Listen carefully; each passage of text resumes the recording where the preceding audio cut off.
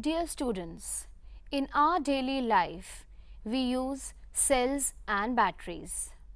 Cells we use in torch, the remote control of the television or air conditioner. We use battery in the inverter or automobiles. We also use cells in the hearing aids and our wristwatches.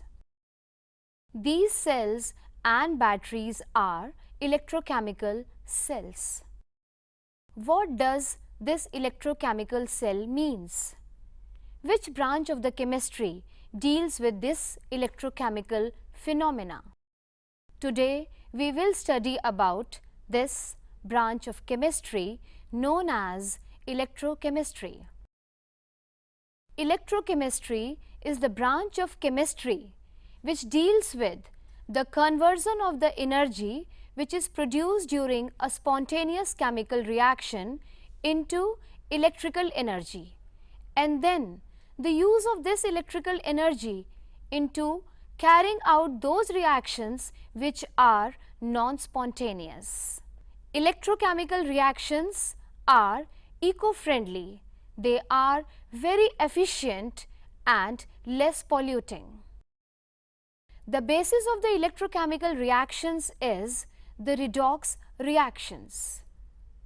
Redox reactions you have already studied in your class 11th, but before starting the electrochemistry or telling you the working of an electrochemical cell, let me again give you a brief idea of the redox reactions. Oxidation, it is the process of loss of electron by a substance. Reduction, reduction is the process of gain of electron by a substance. Oxidation and reduction takes place simultaneously. So, we call them the redox reactions. We can define redox reactions as simultaneous oxidation and reduction reaction. Let me explain you taking a suitable example. Just see the slide. It is a redox reaction between zinc and copper. In the reactant side, you can see that zinc is in the solid state and the copper are in the form of the ions with the 2+ charge. After the reaction, you can see that after losing 2 electrons, zinc changes into zinc ions, and copper ions, they gain those 2 electrons which are lost by the zinc and they are reduced to copper. Zinc is oxidized and copper is reduced. We can very well see the loss and the gain of the 2 electrons. The simultaneous loss and gain of electrons is known as the redox reaction.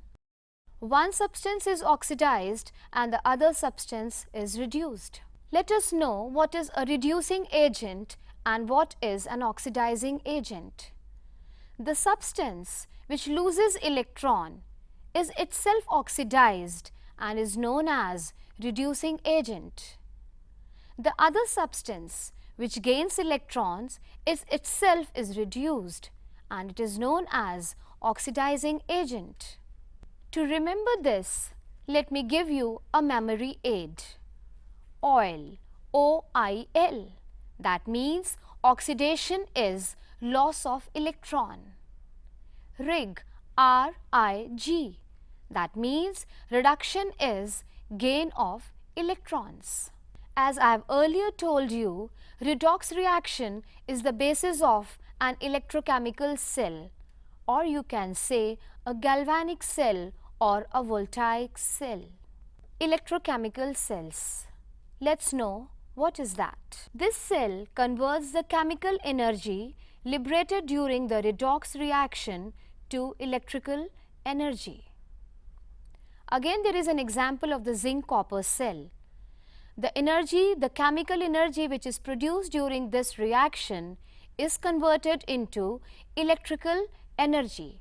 That is the function of an electrochemical cell. Let me explain you the working of an electrochemical cell in detail. In an electrochemical cell, there are two half cells and they are also known as the redox couple.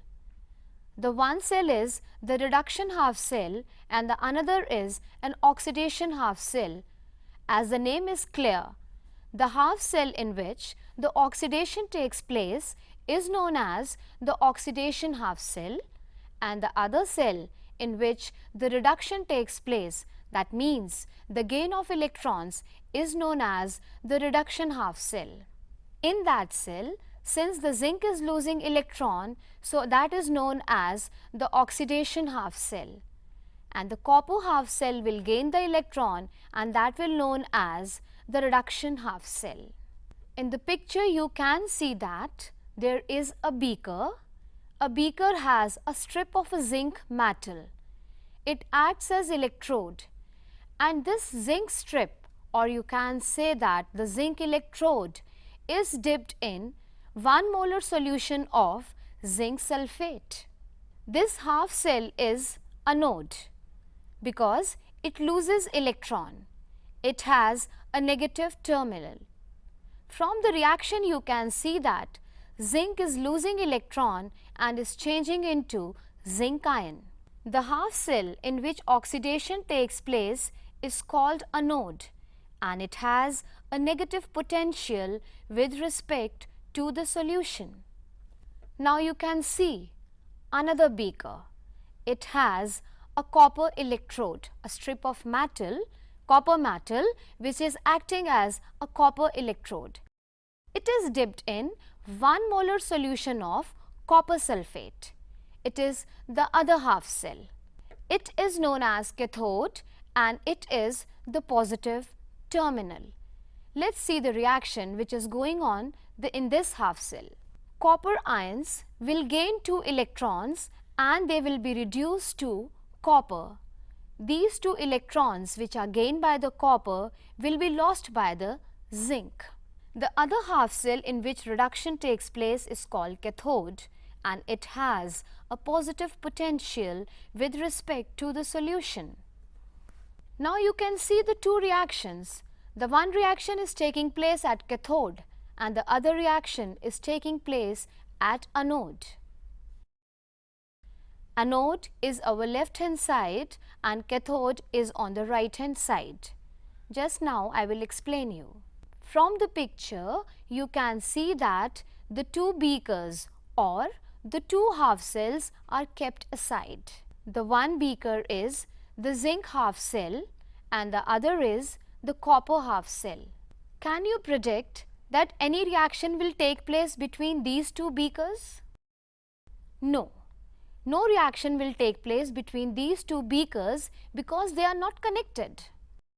There is no way for the electrons to pass from the zinc half cell or the oxidation half cell to pass on to the copper half cell, or you can say that the reduction half cell. We need to connect these two cells so that the 2 electrons which are lost by the zinc metal atom can pass to the copper ions so that they can gain those 2 electrons. So we need to connect them and we will connect them through an insulating wire. Unless or until they are connected, the reaction will not occur because there is no way for the electrons lost by the zinc to get over to the copper ions and reduce them to the copper metal.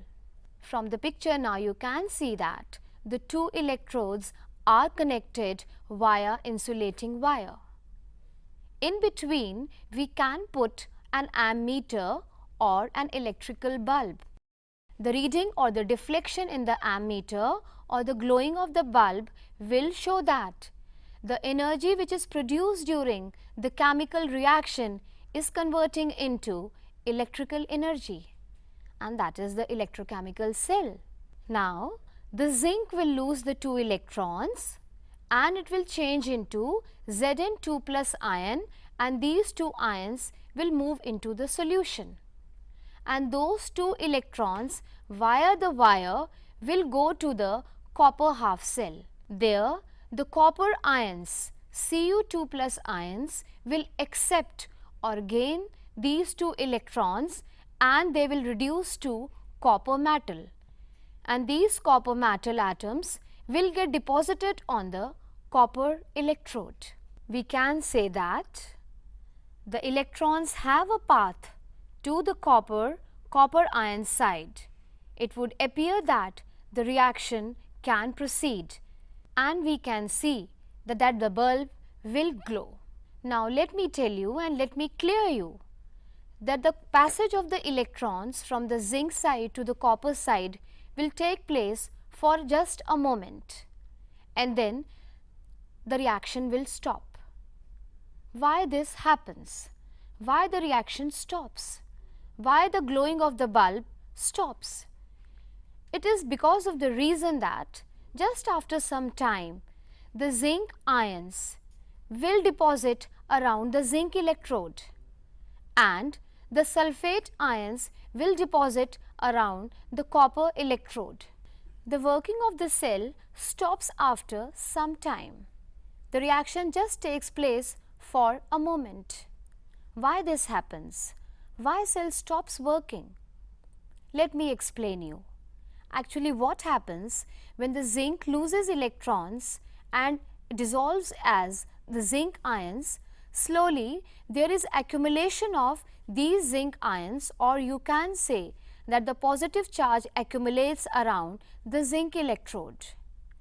And in the other half cell, when the copper ions accept the electrons and deposit as the copper metal atom, there is accumulation of sulfate ions which have negative charge around the copper electrode. The accumulation of the positive charge around the zinc electrode and accumulation of negative charge around copper electrode stops the reaction. So, if we want that our cell works continuously, we have to use something else. Let me tell you that what will happen if we connect the two solutions through an inverted U-tube that is known as salt bridge. Let's see. What if we had a tube filled with aqueous solution that connected the two redox reactions? In the picture, now you can see that there is an inverted U-tube. The one end of the U-tube is inserted or inverted in the zinc half cell and the other end is dipped in the copper half cell. This is a salt bridge. This tube contains an electrolyte and is called a salt bridge. The electrolyte which is filled in this U-tube is an inert electrolyte, for example potassium chloride, potassium nitrate or ammonium nitrate. It is mixed in agar-agar and it is in the form of a semi-solid paste to prevent intermixing. And this should be an inert electrolyte because it should not participate in the reaction. Now let me tell you how it works. As I have earlier told you, there is deposition of the positive ions around the zinc electrode. So, the anions of the inert electrolyte will move towards the zinc half cell and neutralize the positive ions. And the cations will move to the copper half cell and neutralize the negative ions which are accumulated around the copper plate. In this way, it prevents the accumulation of the positive and the negative charges around the electrodes and helps in the continuous working of the cell. Now you can see from the figure that the direction of the electrons is from zinc to copper, and we already know that the direction of the flow of the current is opposite to the direction of the flow of electrons. So, if electrons are moving from zinc to copper, the current will flow from copper to zinc. Just now I have explained you the working of an electrochemical cell, which is also known as a galvanic or a voltaic cell. I have taken the example of a zinc and the copper couple. We can take other examples also.